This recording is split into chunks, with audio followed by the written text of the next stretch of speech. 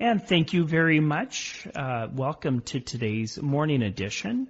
We have returning with us Dr. Lisa Price, naturopath doctor who is a research scientist and author.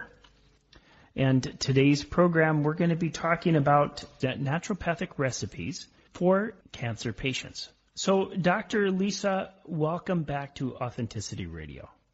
Thank you. Good morning, Slade. How are you? I'm doing well. I'm doing good. Yeah, well, welcome back. And I'm very excited. This subject is very close to my heart, and your work in your naturopathic studies and your profession, your vocation. Oh, I love the word. I love the way that sounds, vocation. So let's begin with, how did you get into this field of taking care of cancer patients in this way? Yes. Okay, thanks. When I was a graduate student in biochemistry and microbiology, there were several students that were outside of that realm in business or such, and they said, "Oh, what are you going to do with it? Are you going to go to medical school?" And I said, "Oh no, I don't. I'm fine with my bacteria. I don't like people." And so I left New York and I came out to Seattle and discovered naturopathic medicine and went to school thinking that I was going to do research. I wanted to validate the therapies that were used. I wanted to see if they were valid or if they were just kind of, as some people thought at the time, snake oil. So I finished naturopathic school, and then I went on into working at a public health clinic, and then I had a private health clinic too. And finally was awarded an NIH grant, so a National Institute of Health grants research fellowship here from 2005 to 2010. Now, prior to the award of the research grant, and I had gone to medical school or naturopathic school, and someone in school asked me once, "Oh, wouldn't it be interesting to study cancer?" And I said, "Oh no, I would never study cancer or HIV. Those are the two things that I really want to stay away from." And so I was awarded my NIH research fellowship in, guess what? In oncology and immunology. So you never say never. So from 2005 to 2010, our research took us to looking at the immune systems of healthy women and the immune systems of women that were burdened by breast cancer. Mm-hmm. And I developed a specialty in complementary cancer care based on that. And after I got out, I was asked to join a specialty practice. So the specialty, so that's how I landed here. I landed here by saying I'd never do something, and but I'm very happy that I began walking down this path to serve cancer patients. Okay, and Dr. Lisa, you have a book by the name of Cooking Through Cancer Treatment to Recovery. Yes. Okay, so tell us about this. How did you put this together? Yeah, it's one of those, I'd never write a book. Never, ever, never say never. Right. Well, it was generated by my patients, basically. So I was asked to join our specialty practice about 4 years ago. And our practice is based in Ballard, Washington. Well, actually, it's Seattle, Washington, but the neighborhood is Ballard.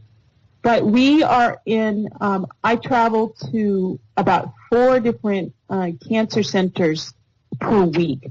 I meet with I work in a team with oncologists and radiologists, oncology radiologists, and surgeons to give our patients a team approach to cancer.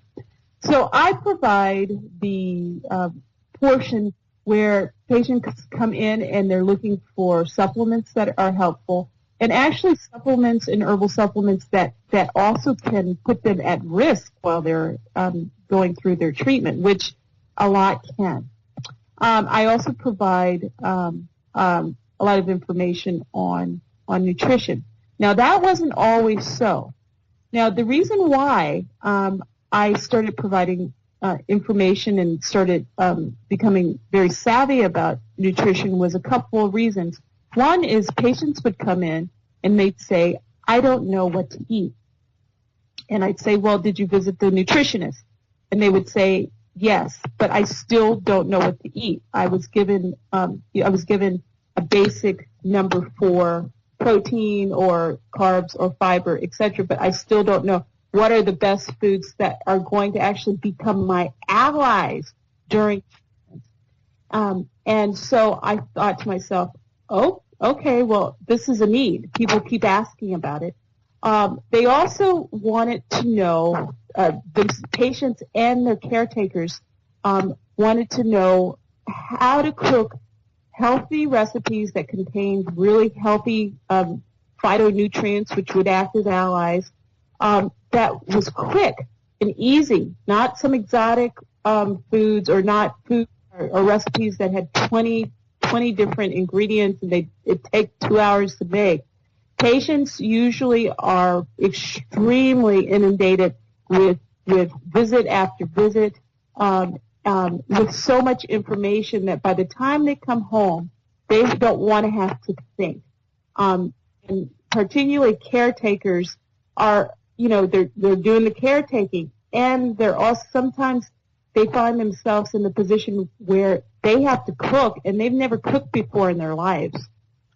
And so I thought to myself, what we need something here. And the other thing is supplements can be very, very expensive. And as I mentioned on the other show, cancer is expensive. Cancer treatment is expensive. So what's the best thing that we can do to aid with this need?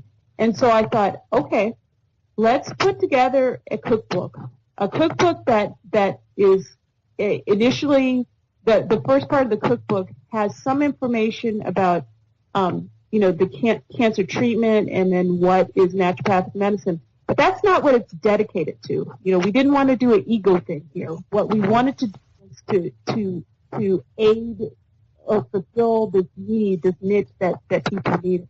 And so we developed a cookbook. My co-author and I developed a cookbook. My co-author is Susan Gins, who is a fantastic nutritionist in the Seattle area since 1997. And we developed a cookbook that is anti-inflammatory, meaning it is free of foods that are the highest on the inflammatory index, which include sugar, wheat, so it's gluten-free, soy-free, and there's one other one, dairy-free. Yeah, dairy-free. Oh, boy. Those are some major hits right there. I know, but guess what? We actually developed something that tastes really good. I'm excited. I'm going to order your book. There's a lot of people who suffer from gastro problems. Right. And so this would be a de-inflammatory recipes for these things. Absolutely. And one of the things that Susan was impressed was that many cancer patients are just not dealing with cancer. They have other comorbidities like the GI stuff. Yeah. And so taking things like gluten out of the recipes are actually very, very helpful for them, or taking most of these anti-inflammatories. Now, I know this isn't a talk about sugar or refined sugar. Boy, is that something, and the effects of chronic use of sugar. and processed sugar is definitely can lead to a lot of inflammatory conditions. So anyway, so we also wanted to make the recipes short, and so that people had enough time to make them, or they felt like they had enough time to make them, and that the instructions were doable. You know, they're most of them are about maybe 4 to 6 steps of food. So then you think to yourself, well, how in the world could anything taste very good if it's these are, and we've also made sure that, or we've attempted there with cancer treatment, particularly in chemotherapy, you have oftentimes a change in taste that happens. It might be a metallic taste. It might be that salty foods just taste awful, or even sweet foods taste awful. But there's ways of enhancing flavor or changing flavor, and we try to include that in many of the recipes. So that's what we that's where. Oh, well, excuse me. One of the most important parts is that as I observed over 3 to 4 years, there are different nutrient deficiencies that are created by chemotherapy or surgery or radiation or hormone therapy. And those nutrient deficiencies cause or exacerbate the side effects of all those therapies. Oh, and yeah, it makes sense. Yes, exactly. So we go after foods in a very sensible way that contain nutrients that are fulfilling those or substituting those deficiencies. So we have included on each of the recipes targeted side effects like anemia or night sweats, etc. And we have also included a little code for treatment phase. So when I say treatment phase, I mean chemotherapy, hormone therapy, radiation. So it's a very easy to use book, and some of the recipes, or all of the recipes are excellent. Have you gotten some feedback from your patients or from the recipients or the cooks in this case? Yeah. In fact, before we published the book, or actually Demos Health Publishing published the book, we had some of our patients try out some of the recipes, and they absolutely love them. On Amazon.com thus far, so the book was released in March of 2015, and it was in bookstores in April 2015. And on Amazon, we've gotten about 15 reviews, and all the reviews are, except for one, is 5-star. There's one 4-star. But she actually raved about the book, so I don't know what that was about. But anyway, well, she just didn't know how to cook.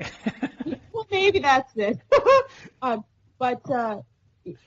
They speak about the ease of the book, or the ease of the recipes, and the taste of the food, which is super important, and that it makes sense. With regards to the nutrient deficiencies, and then how those are resolved with the use of foods. So, would you like for me to kind of just mention some of the recipes that are in the? Absolutely, yes. Give us some of the favorites. Okay. So, a couple of my favorites are one is wild mushroom pate. Ooh, wild mushroom pate. Wild mushroom pate. So you have portobello. You can use oyster mushrooms, and you could also use chanterelle. So those are the ones that we have around here in the Pacific Northwest. But of course, it depends on where you are. That's made into a pate with walnuts. And then some other ingredients, including onions. Now, why did we use mushrooms? Wild mushrooms contain polysaccharides. These